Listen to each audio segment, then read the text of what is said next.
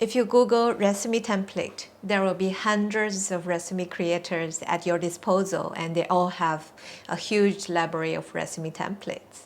But which one is the best with the best resume format? Actually, most likely none of them is.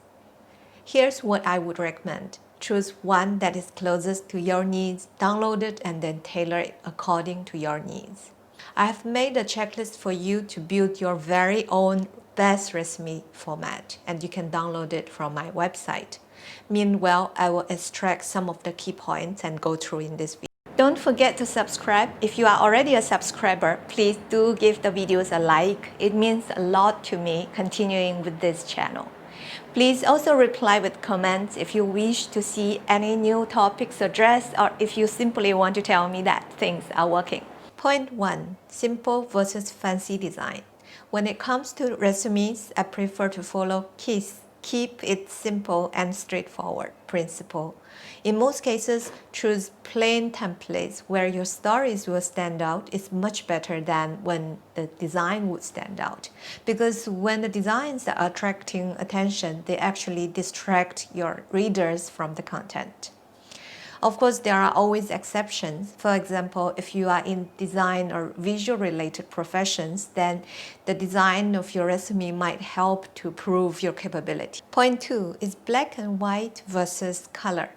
So using KISS principle as well is completely fine to use the classic black and white format.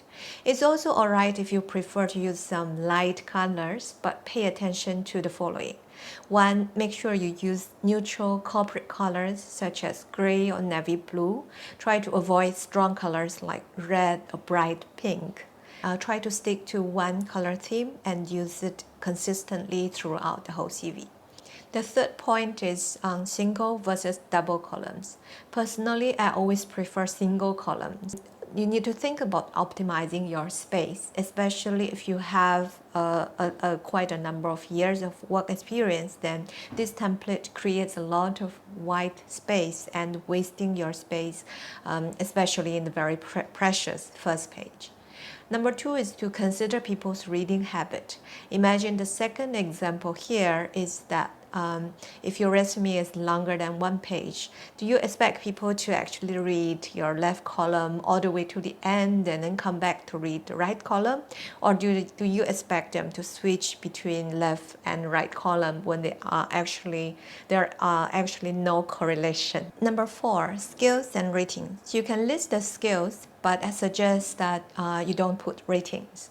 The ratings are provided by you and most likely only coming from your own assessment. So they are not objective and they are not reliable point for anyone to use as a reference. And hiring managers know that, right? And the other thing is the scaling, because if it's naturally we want to make it look nice. So for everything we want to put this 5 upon 5, 10 upon 10. And then to look honest, we have to make some of the items look less than 10 or less than 5.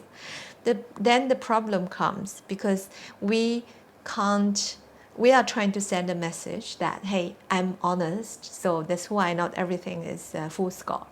But then the other party could then have a sort of a negative message on those items that are not 5, because they will think, okay, are you not good at these things? I have made a checklist for you to build your very own best resume format, and you can download it from my website. A separate point is I see some people having a very long list of skills. Actually, if you go back and think about, less is more, because when you list a very long list, people, number 1, won't trust that you are excellent at all of the skills.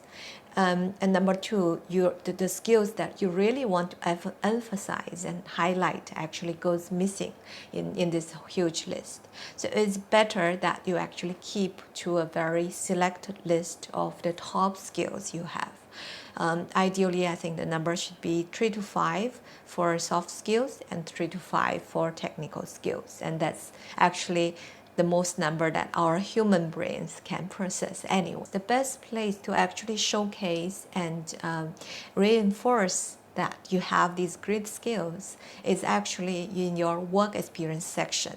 That's where you need to make sure your core skills are mentioned and they can be made bold and then stand out in line. And but most importantly, your story around those core skills need to be solid. The sequence of resume. The most important space is right after your personal summary, all the way till end of the first page.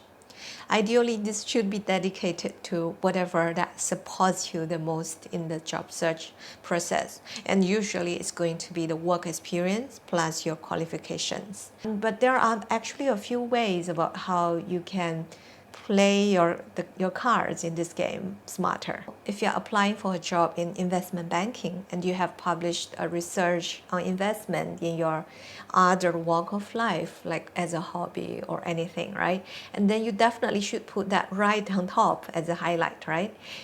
So basically anything in your section, in the subsequent sections, if they support your particular job, you should bring them forward. Could be for the entire section or could be just part of that as a highlight to make sure people do see it. Another thing you can consider is to put education as a part of work experience, just like that school was one of the companies and then the study experience was a job. This is something not everyone has tried because people tend to think, okay, that belongs to the education qualification. A few reasons. One is, let's say, if there were already a few career gap and we don't want to show another 2 or 3 years of gap between two jobs, and the hiring manager has to go back and forth to find that. This also helps if you have no experience in the targeted geography. Let's say if you have been working in UAE all your life and now you want to move into Asia, your school projects with some international exposure in markets outside UAE will at least show your adaptability, and so that your profile, your resume will not look like UAE, right? You actually put your school experience in between, so it becomes UAE, Singapore, France, whatever, and then UAE again, that's fine. And similarly, I would actually say that helps when we are trying to change our job function as well. Let's say if I've been in technology and then I don't really have a lot of relevance. So by putting that school experience there and elaborating a few of my study projects in marketing, that will greatly increase my experience in finding, my chance in finding a marketing job. Point 6. There's subsections in work experience. As a serial job hopper, and I moved across a number of industries, so I used to create subsections to help my potential employers understand my logic. I have made a checklist for you to build your very own best resume format, and you can download it from my website. Point 7. A lot of people have heard about competency-based resume. So what exactly is it? It's actually talking about how you group your content within each job. Usually we format information and highlight with bold capital letter or small letter bold or italic, and then followed by the bullets, right? Usually by default we have this ranking by importance, right? The top achievements and responsibilities are on top and then the rest are at the bottom. Sometimes you can choose to use competency to do that second level grouping, especially if you are changing job scope or changing function or even sometimes geography or industry.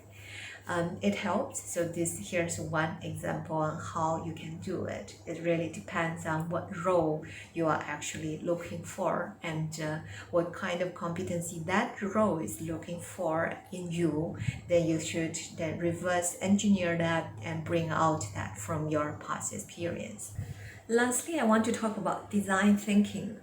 So you need to have an overall design thinking for your resume after it's done. So it's basically with the big picture, does this layout make sense, right? You should want to step back like an artist who just finished a new painting and look at it from a different angle and different light. One question is, how is the overall layout? Is it consistent across sections, whether in style or in the aesthetics? And what impression does it give people? So you can ask your friends from, with a pair of new eyes to give your feedback, what they take out of this resume. Lastly, one thing that people rarely know is actually about percentage of space in your CV. So it's very important to give the important things more space in your CV.